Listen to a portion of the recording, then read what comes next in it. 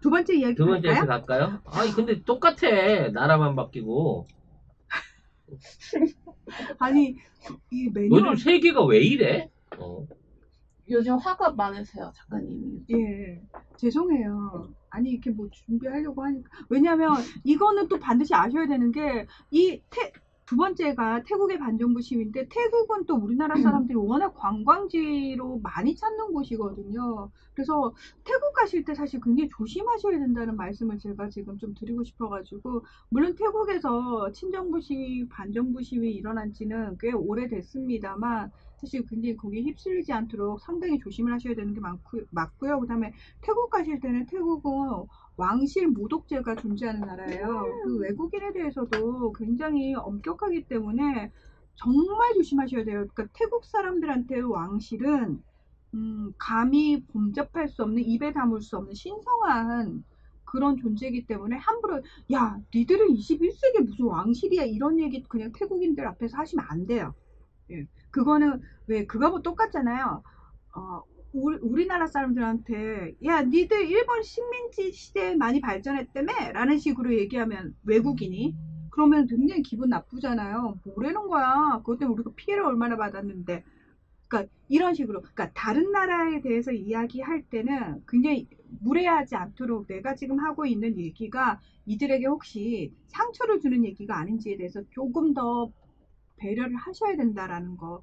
이제 태국 같은 경우에는 왕실이 굉장히 신성한 존재고, 그다음에 왕실 모독죄가 굉장히 엄격하고, 지금 정권을 잡고 있는 사람들은 또다시 군부 쿠데타로 정권을 잡아서 선거라는 그 어떤 과정을 거치기는 했습니다만, 늘 말씀드립니다만 군부 쿠데타로 정권을 잡은 사람들은 정당성이 떨어지기 때문에 국민 통제라든지 정보 통제가 엄청나잖아요. 그 과정을 거쳐가지고 지금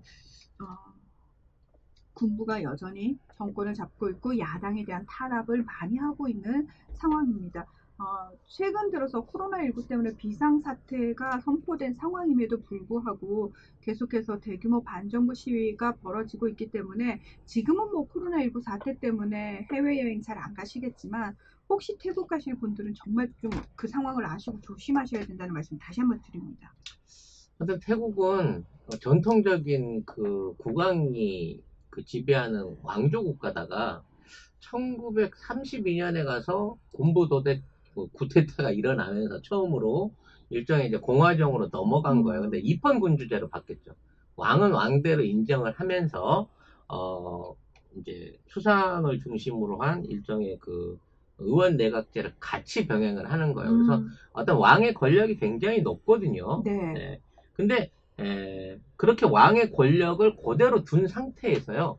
그 밑에서 계속해서 새로운 쿠데타가 일어나면서 정권이 바뀌어요. 그리고 이 정권을 인정받기 위해서 왕한테 승인을 받습니다. 맞습니다. 그러니까 왕을 안 건드는 상태에서 계속 군부 쿠데타가 일어나다 보니까 사실 태국 왕실이 이 군부 쿠데타를 의도적으로 권력 강화를 위해서 조종하는 듯한 그걸 리모트 하는 듯한 이런 움직임들이 있었어요. 예를 들어서 그거하고 똑같은 거예요. 왕권이 약해질 것 같으면, 그러니까 왜 우리가 조선시대 때 왕권이냐 신권이냐 이렇게 놓고 싸움이 벌어졌잖아요. 그거하고 비슷한 상황이 벌어지는 거예요. 예를 들어서 입헌군주제라고 해서 그냥 왕은 어떤 형식상의 존재가 아니고 여전히 최고의 권력을 가진 그 사람이길 원하는 거예요, 왕이. 그렇게 되면은 선거로 뽑힌 정권이 자신들의 권한을 조금 강화하려고 그러면은 군부 쿠데타가 일어나서 예를 들어서 그 정권이 뒤집어지잖아요. 그럼 그거에 대해서 그래 내가 평소에 저것들이 내 권한을 좀 뺏어가는 거에 불만이 있었는데 군부 쿠데타가 일어났네? 이러면 그 쿠데타를 일으킨 쪽이 와가지고 왕한테 승인을 받으려고 그래요. 근데 그 승인을 그냥 해주겠냐고요. 모종의 거래가 있는 거래가 거지. 왕실하고 거래가. 그렇죠. 네. 왕실의 권한을 더 강화시켜 준다는 조건만 그 약속만 하면은 사실 왕실 입장에서는 굳이 그 쿠데타를 인정을 안 할 이유가 없거든요. 그러니까 그런 식의 방식으로 지금 무려 19차례나 군부 쿠데타가 일어난 나라가 태국이라고 할 수가 있습니다. 19차례면 거의 뭐 한 5, 6년에 한 번씩 번씩은 계속. 정기적으로 쿠데타가 일어나서 정권이 갈리고 있는 거죠. 그러니까 이게 되게 속상한 게 뭐냐면은 국민들이 실컷 민주적인 절차인 선거에 의해서 정권 창출을 시켜놔도 군부 쿠데타가 뒤집어버리면 끝난다라는 거예요. 이게 무슨 의미가 있냐는 거죠. 앞서서 우리가 이집트 상황하고도 좀 비슷한 상황인 거죠. 그러니까 태국 국민들 입장에서는 굉장히 이렇게 조금 절망적일 수밖에 없는 상황인데다가 지금 현재 그 정권을 잡고 있는 군부 정권 같은 경우에는 반정부 시위를 어떤 식으로 몰아가고 있냐면은, 야, 이 반정부 시위가 결국은 왕실을 모독하더라, 이 사람들이. 이런 식으로 몰아가는 거예요. 그러면 절대 그런 게 아니고 지금 정권을 잡고 있는 군부 정권한테 반대하는 시위인데 우리한테 반대하는 게 곧 왕실에 대한 반대야 라는 식으로 몰아가게 되면은 이 사람들 프레임에 딱 걸리는 거예요. 그러면 제가 아까 처음에 말씀드렸죠. 왕실 모독죄가 굉장히 엄격하다고. 바로 체포해서 다 들어갈 수 있는 상황이 펼쳐지는 거예요. 지금 그런 방향으로 프레임을 점점 만들고 있는 상황입니다. 지금 현재 태국의 국왕은 이제 즉위한 지 3년밖에 안 됐어요. 이 국왕이 사실 조금 문제가 많아요. 그 전 국왕은 정말 하여튼 역사적인 인물이에요. 재위만 70년을 했어요. 그러니까 전 세계에서 가장 길게 재위를 했던 분인데 지금은 빅토리아 여왕이 이제 그리고 깨우고 계신가? 네, 이제 계속 재위를 하고 계시니까. 그런데 엘리자베스 2세 여왕은 몇 살까지 살라고 엘리자베스 여왕이. 네. 그러고 그분은 보니까 되게 건강하세요. 그분은 영원히 죽지 않을 것 같아, 내 생각에. 네, 찰스 왕세자가 먼저. 내 생각도 그래. 네. 그래서 이 지금 국왕이 앞에 아버지가 70년을 하는 바람에 그 보위에 올랐는데 65세부터 시작이야. 미쳐버리는 거지. 예? 게다가 아버지가 워낙 선군이었어요. 그렇죠. 이거 선군이었다기보다는 아까 말씀드린 대로 밑에 군대나 이런 사람들을 잘 조정하고 어떤 태국 국민들한테는 절대적인 지지를 받는 왕이었기 때문에 훌륭한 아버지 밑에서 아버지가 이제 사망을 해서 70년을 기다렸다가 뭐 재위기간만 70년이에요 실제로. 70년을 기다렸다가 왕을 딱 바꿔보니 65세네? 너무 나이가 들었네? 네. 그래서 이 사람이 삐뚤어지기 시작한 거지. 막 첩을 막 들입니다. 아이고. 아무 민간인 여자랑 막 결혼을 하고 모델한테도 청혼을 하고 공군 비행사한테도 청혼을 하고 막 이러면서 무려 20명이 넘는 부익 첩을 비공식적으로 거느려요. 그러다 보니까 국민들이 그걸 모르지 않잖아. 전임 국왕에 비해서 지금 우리 새로운 젊은 국왕 68세 국왕은 왜 이렇게 행실이 방정치 못하지? 라는 얘기를 듣고 있는 거예요. 그런데다가 이번 코로나 사태가 딱 터지고 나서 태국에 일종의 감염자들, 그러니까 확진자들이 늘어나니까 첩 20명을 데리고 독일로 휴양을 가버린 거예요. 피접을 간 거지, 쉽게 말하면. 그러니까 국민들이 국왕을 보기를 뭘로 보겠냐. 그러니까 국왕의 지지도가 떨어지다 보니까 그 국왕을 지지하고 있는 지금 군부 세력에 대한 불만이 일종의 이제 반정부 시위로 확대되는 모양을 보여주고 있는 거예요. 왜? 국왕은 건드릴 수가 없거든. 신성 불가침이라서. 스스로 내려오거나 죽기 전에 건드릴 수가 없으니까 왜 이 지금 국왕을 이렇게밖에 보필을 못하냐라는 불만이 지금 있는 태국의 군부 세력들한테 전부 몰려가고 있는 걸로 해석을 해야 될 것 같아요. 근데 그거를 입 밖에 드러내놓고 지금 절대 연결을 시키면 안 되는 게. 나 이거 모독죄예요, 방금. 네. 제가 한 얘기는. 하시면 안 되고, 그분은 사실 마약 혐의도 받고 있는 분이시거든요. 저는 이름을 얘기하지 않았습니다. 네. 이름도 어려요. 와치랄 롱콘이라는데, 와치랄 롱콘, 막 이렇게 되는 거거든요. 네. 그래서 이분 쪽 검색해보면은 이상한 옷차림부터 시작해가지고 이상한 행동들에 대한 게 되게 많아요. 별로 유쾌하진 않습니다. 네. 아무튼 그래서 별로 검색해보라고 말씀은 안 드리고 싶은데요. 일단 표면적으로 반정부 시위가 일어난 건 뭐냐면 지난 2월에 그 의회 내 제3당인 퓨처 포워드 당이라고 있어요. 이 당을 헌법재판소가 해산시켜버렸어요. 그러니까 무려 80석이나 있는 정당이었는데. 와, 군소정당도 아니네? 네. 그러니까 이 퓨처 포워드 당이 사실은 굉장히 그 젊은 층들의 유권자들의 굉장한 지지를 받고 있던 정당이었거든요. 근데 이 정당이 얘기하던 게 이제 민주주의 개혁이라든지 군사력 축소 뭐 이런 것들을 요구하는 젊은 층의 어떤 요구와 잘 맞아떨어지는 정당이었는데 이 정당의 대표가 누구냐면은 타나톤 중릉 릉아깃이라는 대표인데 이분이 다시 해봐봐. 타나톤 중릉 릉아깃. 예. 근데 이분이 타나톤 대표가 미디어 그룹을 가지고 있는 분이세요. 근데 원래 신생 정당이 돈이 없잖아요. 그래서 정당 차원에서 이 대표한테 돈을 꿔요. 차용증을 쓰고 이제 70몇 억을 73억 원 정도를 빌려요. 정치자금 빌린 거네. 그러니까 총선을 치러야 되니까. 근데 이제 이걸 가지고 헌법재판소가 당 대표로부터 거액을 빌린 건 정당법 위반이다. 이러면서 해산 결정을 내렸을 뿐만 아니라 이 타나톤 대표를 비롯해서 지도부 17명, 토탈 17명에 대해서 앞으로 10년간 정치 활동을 금지시켜버립니다. 그러니까 이렇게 되니까 이제 국민들 입장에서는 국민들의 손으로 뽑은 의회 내 제3당이 그것도 젊은 유권자들의 요구를 가장 잘 반영하고 있는 정당에 대해서 헌법재판소가 이런 식으로 무작위적으로 해산 판결을 내려버리니까 그 반발이 만만치가 않은 거죠. 근데 뭐 이면에는 아까 송 작가님께서 말씀하신 것처럼 지금 현재 왕에 대한 불만이 당연히 있을 수밖에 없는 부분이고요.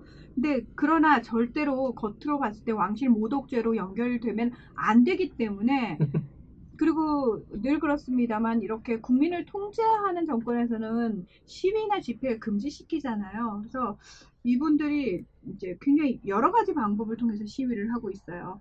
예를 들어서 이번 집회는 해리포터 복장을 하고 나오는 거예요. 이거 약간 플래시몹 비슷해. 그렇게 코스튬 식으로 이렇게 우리 정치 집회 아닌데 우리 해리포터 좋아하는 사람들이 모임이야 라는 식으로. 그리고 이제 입 밖에 내지 않더라도 제스처를 취하는데 손가락 3개예요. 근데 여기서 손가락이 중요해요. 왜 손가락이 중요하냐면은 하는 거야? 이거 이 3개여야 돼요. 이게 반정부 시위. 예. 이게 뭘 의미하냐면은 이게 2012년에 개봉한 영화 헝거게임 파넴의 불꽃이라는 영화를 보신 분들은 아시겠지만 여기서 이제 조금 독재 체제에 대한 반대, 뭐 저항, 뭐 이런 의미라고 그래요. 그래서 요 3손가락이 2014년부터 이제 사용되기 시작했어요. 그래서 요게 이제 반정부 메시지를 표현하는 건데 선거, 민주주의, 자유를 의미한다고 합니다. 지금 이제 태국 총리가 프라유시라고 프라유 짜노차 예. 총리. 예, 총리인데 이 사람이 이제 쿠데타를 해가지고 승인을 받을 때 국왕의 승인을 못 받았어요. 병중이라. 그래서 당시 황태자 신분인 지금의 국왕한테서 승인을 받아가지고 말하자면 총리가 된 거야. 아니 군부 쿠데타를 한 거예요. 그래서 이제 자기가 민성 정당으로 돌려놓겠다라고 얘기를 해놓고, 그렇죠. 임기가 되기 전에 자기가 군대를 그만둬요. 네. 그리고 민간인이 돼갖고 총리에 출마한 거야. 그러니까 군부 쿠데타 할 때 우리나라도 그랬잖아요. 민정이양 하겠다고 했는데. 민정이양 하다가 지가 군 제대하고 나 민간인이야! 라고 출마를 한 거지. 그러니까 애초에 출범할 때부터 지금 황태자 시절에 이제 선발을 마쳤기 때문에 지금 왕하고 어느 정도 아삼육이 맞았고, 네. 이러한 대대로 이제 군인 집안이고, 그런 상황에서 군인들의 쿠데타에 대해서 불만을 가지는 세력을 위해서 민정이양을 하기로 해놓고 자기가 이양을 받아버린 거야, 민간인이 돼서. 그렇죠. 군복 벗으면 난 민간인이니까요. 근데 군인이었을 당시에 말하자면 그 당시 헌법에 있어서 한 300명 정도를 국회의원을 지명할 수가 있었어요. 상원이 없었는데 상원을 신설을 하면서 이렇게 개헌을 하면서 상원을 신설했어요. 근데 그 상원 250명 전원은 군부가 지명하는 지명직입니다. 그래서 자기가 250명을 지명을 해서 심어놓고 지 국회의원 250명을 심어놓은 상태에서 민정 이양을 해갖고 그걸 선거를 했으니 이길 수밖에 없는 거지 얘는. 그렇죠.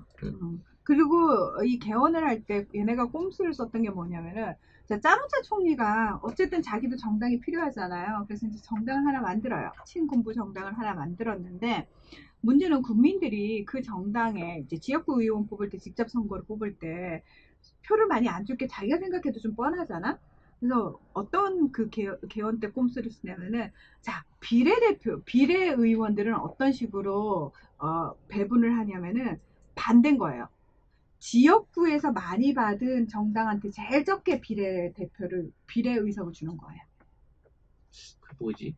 거꾸로 주는 거예요. 그러니까 다시 말해서 예를 들어서 가장 많은 표를 받은 정당이 비례에서도 가장 많은 그 의석을 가져오게 되면은 과반이 넘는 거대 정당이 탄생을 하는 거잖아요.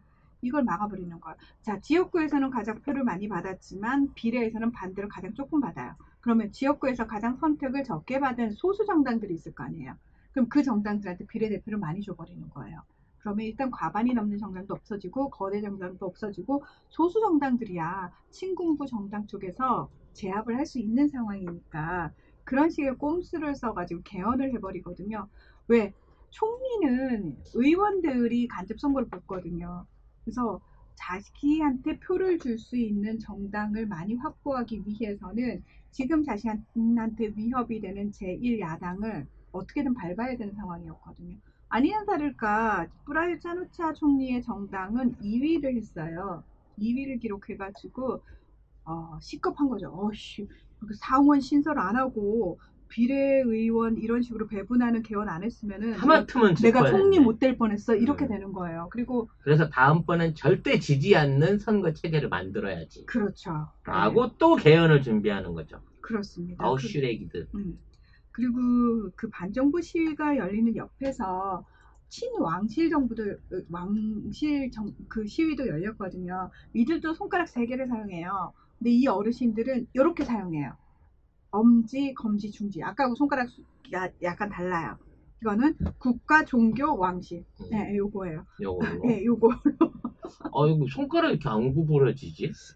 이게 조금 힘들더라고요. 저는 이건 힘들고 이건 쉬우니까 그 사진 보시면 차이가 확 나요. 보이스카웃 저기 하던 거거든. 아 그래요? 보이스카웃인데 이것도 하고 이것도 걸스카웃은 이렇게 하셨어요? 하고 다 했지. 나는 돈 드는 건 다 했어 나는. 저는 그런 아람단, 걸스카웃 이런 거 되게 하고 싶었는데 우리 집 돈 없어서 못했어. 나 되게 그 옷 입고 다닌 것도 되게 부러웠어. 그때 나도 생각나는데 학년이 올라갈 때마다 여기 이제 차고 다니는 펜던트가 달라지죠. 토끼, 뭐 사슴, 색깔도 달라지던데. 곰 이렇게 이제 커지거든. 그러니까 맞아. 한 학년 올라갈 때마다 단복이 바뀌면서 거기에 대해서 이제 그 표상이 바뀌는 거야. 그러니까 매년 단복을 새로 해 입어야 되기 때문에 돈 없는 애들은 할 수가 없었지. 전형적인 그 스카우트 부심. 갑자기 그 얘기를 하지. 전형적인 스카우트 부심. 그때 스카우트 부심이 있었어요. 그래서 그 당시에 이제 국제 잼버리 대회라고 거기 무중가 어디 굉장히 크게 이제 전 세계 잼버리 보이스 걸스카웃들이 다 와서 그 전 세계 어린이들이 다 온 거예요. 다 온 거야. 보호자라는 거야. 바글바글 했었거든. 내가 그때 거기를 갔었던 기억이 나네요. 한국 대표의 이런. 우리 집도 우리 오빠만 시켜주는. 정말 그 진짜 저 지금 이 얘기를 듣는데 그 어린 마음에 그 걸스카웃 옷이 그렇게 예뻐 보이더라고요. 그렇죠. 맞다. 그 당시 학교에 교복 안 입고 보이스카우트 파란 교복이 어딨어요? 국민학교 때. 그런가? 안 나온 거 아니야? 보이스카웃 옷 입고 딱 이거 뒤로 삼각으로 맨 스카프 딱 차고 이거 가면 시선 바로 그냥 쫙 받았지 그때. 그때 생각이 나네요. 저는 그게 너무 부러운 나머지 우리 사촌 언니가 자기 걸스카우트 하고 그 옷을 저한테 물려줬어요. 맞아. 그래서 그 옷을 입고 학교를 갔는데 맞아, 걸스카우트 애들이 물려받은 애도 있어. 너는 걸스카우트 아닌데 왜 이 옷 입고 다니냐고. 걸스카우트 아닌 애들은 이 옷 입으면 안 된다고 그래가지고 저 집에 가서 펑펑 울었던 기억이 나요. 저렇게 부심 있는 애들이 있었다니까요. 스카우트 부심. 네. 아무튼 이제 태국의 정치 상황은 국왕하고 총리가 국민들하고 약속을 안 지켰기 때문에 일어난 상황이긴 한데 사실 우리나라는 태국의 지금의 이 변화가 상당히 바람직하다고 봐야 돼요. 왜냐면 얘네가 이제 이런 방식으로 기존의 기득권이든 화교 재벌이라든지 일본 같은 애들하고 이제 친하게 안 지내다 보니까 국제관계에 약간 고립된 부분이 있어요. 네. 그러다 보니까 옛날에 봤던 국가 원조나 뭐 이런 것들을 편히 못 받아.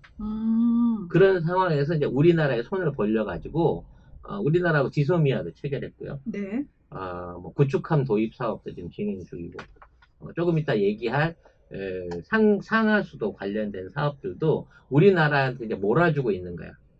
그러니까 이거는 이제 원래 일본이나 뭐 중국 쪽에다가 몰아주던 것들을 외교적으로 정치적으로 고립을 당하다 보니까 그동안 별로 이렇게 친분 관계가 덜했던 우리한테 몰아주는 부분이 있거든요.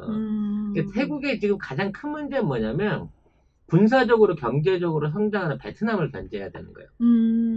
그러니까 이제 총 GDP에서는 아직 태국이 이기고 있지만 그건 인구가 많아서 이기는 거고 1인당 GDP로 해서는 태국이 지금 베트남한테 추월당했거든. 근데 그 추월당한 이유가 뭐냐? 한국 사람들이 쏠 때 시원하게 쏘더라. 한국 공장 밀어주니까 한꺼번에 막 30억 달러가 넘는 아니 뭐 국가 수출의 30%가 넘는 이런 걸 해줄 만큼 한번 한국 투자하면 시원하게 하더라. 아무래도 한국이 좀 통 큰 기업 같아. 그래서 우리나라한테 좀 접근하고 있는 부분이 있다는 거죠. 근데 지금 프라유 총리하고 친해져가지고 몇 가지 수자원 사업 10조가 11조가 넘는 사업이라고 들었습니다만 이런 것들을 맺어갖고 진행하는 건 좋은데 이렇게 정권이 불안정하면 얘 또 언제 바뀔지 모른단 말이야. 그렇죠. 그러니까 이런 동남아 정치에 관련된 거는 이걸 단순하게 그 국가의 민도나 민주성으로 보는 것도 있지만 우리하고 경제적 연관성에 대한 걸 갖고도 판단을 좀 많이 해야 된다는 부분이 있다는 거예요. 그래서 지금 태국의 정치 상황을 우리가 좀 예의주시하면서 볼 필요가 있다라는 거. 예. 지금 저희가 걸스카우트 얘기를 했더니 지금 다들 우리 보미 작가님은 초등학교 나오셨고요. 급식 그러니까 저는 국민학교 도시락 세대거든요. 예. 우리 보미 작가는 초등학교 급식 세대입니다. 근데 저도 국민학교인데 저도 가정식이 아닌 빵하고 우유를 배급 받았던 시기였어요. 배급을 받았어요? 그땐 배급이라고 했죠. 그때 약간 어려운 애들 준 거 아니었어? 아니야. 옥수수빵하고 우유 준 거 아니에요? 옥수수빵 줬어요? 네, 그랬던 것 같아요. 모양이 좀 비슷했어. 네, 길쭉해갖고 큰 고구마 같이 생긴 빵을 줬거든. 우유하고. 근데 그때 이제 군사혁명 끝나고 얼마 안 돼가지고. 군사혁명이 있었어요? 5.16 혁명 있고 얼마 안 돼갖고 이제 그런 수혜 조치들이 생겨가지고 5.16이면 1960년이에요. 그러니까 그 이후에 이제 군부 독재 넘어오면서 시작되면서 박정희 정권에서 시골 학교를 정해가지고 그걸 줬다니까. 모범 급식이라 그랬나? 아무튼 그래가지고 그거를 해줬던 적이 있는데 제가 그 수혜를 좀 받아서 먹었죠. 수혜예요? 아니 공짜로 우유랑 빵을 먹었는데. 단어가 다 낯설어. 네. 저는 초등학교 졸업이에요, 여러분. 네, 그렇습니다. 그리고 아까 좋은세상님이 그때 우리 등록금 못 내면 손바닥 맞았다고 얘기하셨는데, 맞아. 등록금 제때 안 내면 저희 손바닥 맞았어요. 아니, 돈을 못 내는 것도 가슴 아픈데 때리기까지 해야 네, 돼요? 그러니까 왜냐하면 선생님 지금 생각하면 되게 비교육적이고 비인권적인 상황이 너무 아무렇지도 않게 말도 안 펼쳐져요. 돼. 아니 근데 그게 그 수업료 밀리는 걸로 맞는 건 괜찮은데 네. 육성회비 안 냈다고 때리면 참 그거 좀 그렇다. 저는 어머니가 촌지 안 가져왔다고 차별했어요. 그 말이에요, 선생님이. 그 말. 아니, 저는 송 작가님한테 들은 얘기 중에 제일 이해가 안 되는 게 송 작가님이 그 중고등학교 다니면서 전교 1등을 놓쳐본 적이 없는 집안인데, 전교 1등인데 왜 돈을 내야 돼요? 전교 1등이니까요. 전교 1등의 집안이 왜 선생님 눈치를 봐야 되죠? 전교 1등 집안이기 때문에 타의 모범이 돼서 공부 잘하는 애들 어머니들이 돈을 내야 되는 게 맞는 거죠. 맞아요. 네. 턱을 내야 돼요. 턱을 내야 되는 거예요. 너무 이해가 안 돼요, 지금. 근데 그 당시 분위기가 그랬었어요. 공부 잘하면은. 반에서 1등하면 선풍기 사줘야 되고요. 왜? 전교에서 그런 1등하면 것도 에어컨 놔줘야 돼요. 그런 거 있잖아요. 왜 딱 그 신학기 시작되면은 공부 잘하는 애들 어머니들 학교에 소집을 해요. 그래서 교실에 필요한 물품들 있잖아요. 그 물품들을 이제 배정하는 거예요. 누구 어머니는 뭐 하실 수 있냐 뭐 이런 식으로. 배정도. 네. 그래서 이제 물건으로 못 되시는 분은 청소나 어머! 뭐 이런 걸로 해갖고 몸으로 때우시기도 하죠. 충격적이다. 네. 그러니까 맞아. 이거 국제 정치 얘기에다가 옛날 얘기를 자꾸 하고. 근데 우리 진짜 나 괜히 뭔 죄진 사람처럼. 우리 시대가 되게 많이 변했다. 야, 정말 지금 다들 저희하고 비슷한. 그래, 진짜 우리가 사실 이게 동년배들 방송이라서 아무래도 이제 여러모로 그 정서적인 필이 통하는 부분이 맞아. 우리 한 20년쯤 후에 우리 40대 때는 그랬었어요. 뭐 이런 얘기 할 것 같아요. 그때 우리 문재인 대통령 시절 참 살기 좋았지 뭐 이런 얘기 우리 할 것 같은데 한 20년 후에. 네. 아무튼 중요한 건 태국의 반정부 시위가 일어나고는 있다고 하지만 이게 그 지금의 어떤 정치 지형을 흔들거나 민주화를 끌고 올 수 있을 만큼의 민주는 역시나 깊지 않습니다. 그렇죠. 네. 그게 안 돼요. 네. 쉽지 않아요. 근데 대신에 이제 지금에 있는 총리가 국왕한테 잘못 개기면 국왕이 다른 애를 시켜가지고 또 친위 구데타를 할 수 있는데 요걸 벗어나기 위해서 프라이빗이 지금 계속 개헌을 하고 경제 개혁을 하고 뭔가 새로운 시도를 하면서 문재인 대통령을 위해서 우리 정부에 많은 그 좋은 신호들을 보내오고 있는 부분이 있어요. 그러니까 태국이 그동안 해왔던 이제 중국과 일본하고의 영향력을 벗어나기 위한 노력을 하는 가운데 우리의 이제 아시안 외교가 약간 빛을 발하는 부분이 있거든요. 원래 우리가 처음에 그 아시안 외교 때 인도네시아, 베트남, 태국 갔잖아요. 그렇죠. 네. 근데 이제 거기에 대한 이제 성과가 있는 부분인 건데 이렇게 이제 내부적으로 흔들리면 어떡하나라는 걱정인 부분이 있는 겁니다. 그리고 사실은 이게 또 우리는 워낙 민주주의적인 국가라서 정권이 또 이어져야지 이 사업이 또 그대로 이어질 수 있거든요. 그것도 사실은 또 하나의 숙제예요. 그래서 태국한테 미안하지만 우리나라 입장에서는 그냥 프라이빗이 좀 계속 해나가는 게 불확실성을 줄일 수 있는 요소도 분명히 있긴 있습니다. 그리고 이제 늘 이런 말씀을 드리면서 제가 굉장히 좀 비굴하다고도 생각하는 부분인 건데요. 네. 요즘 이제 언론이나 이런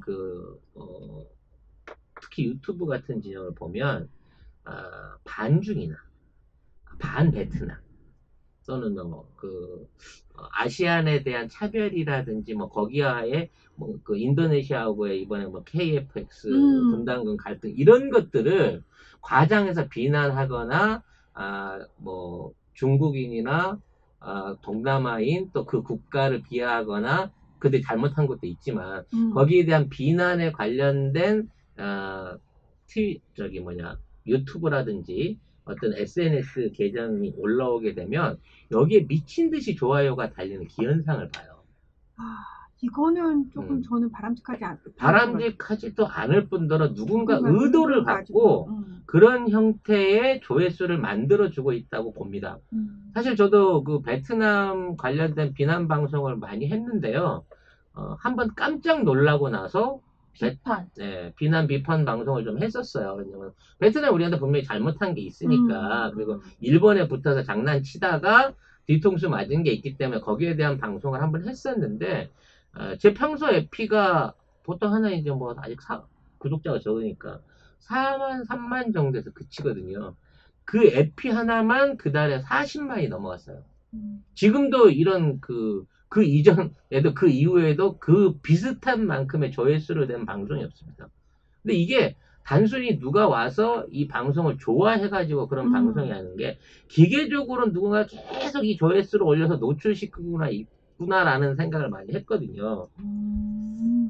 그래서 이게 유튜브에서 나오는 뭐 여러 가지 방송의 내용들을 생각 없이 비평 없이 다 듣고 거기에 대한 것들을 이제 그대로 수용하는 방식으로 따라가게 되면 자칫 판단의 오류에 빠질 수 있다는 거예요. 그러니까 저는 그게 문제라는 거야. 아까도 말씀드렸다시피 우르르 우르르 우르르 몰려다니면서 막 찬양했다가 맹목적으로 막 비난했다가 그거 하지 말자는 거예요.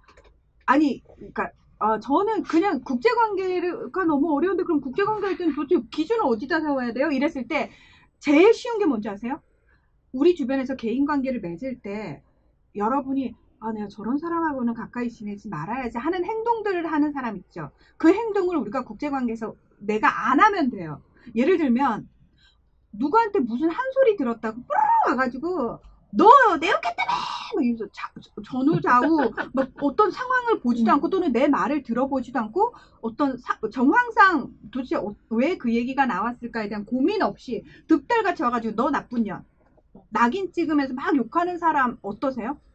저는 그런 사람이면 아무리 오랫동안 알아왔어도 저 사람은 이제 못 믿겠거든요. 나를 그렇게 못 믿어?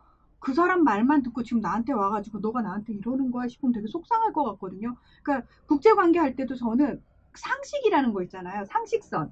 그러니까 그 선에서만 움직이면 된다라고 생각을 해요. 계산해가지고 머릿속으로 내가 쟤한테 얼마만큼을 뜯어먹을 수 있고 그러면 쟤랑은 친하게 지냈다가 쟤한테는 이제 뜯어먹을 게 없는 것 같아. 계산 굴려보니 그럼 얘한테 가고 이거는 금방 여러분 금방 우리 인간관계도 그렇게 하면은 그 사람 친구 금방 없어지잖아요. 평판 안 좋아지잖아요. 하물며 국제관계 그게 다를 것 같습니까? 저는 그건 더하다고 생각을 해요. 정권은 바뀌지만 실무자들은 안 바뀝니다. 외교 실무자들은 수십 년 동안 그 사람들이 그냥 그대로 가는 겁니다. 그리고 한번 국가 이미지가 결정이 되면 그거 쉽게 안 바뀌거든요. 네. 그래서 정말 조심하셔야 돼요. 그러니까 내가 좋아하고 즐겨보는 유튜브 방송에서 설사 그런 얘기가 나왔다 하더라도 이 얘기가 왜 나왔을까를 여러분 스스로 찾아보셔야 된다는 거예요.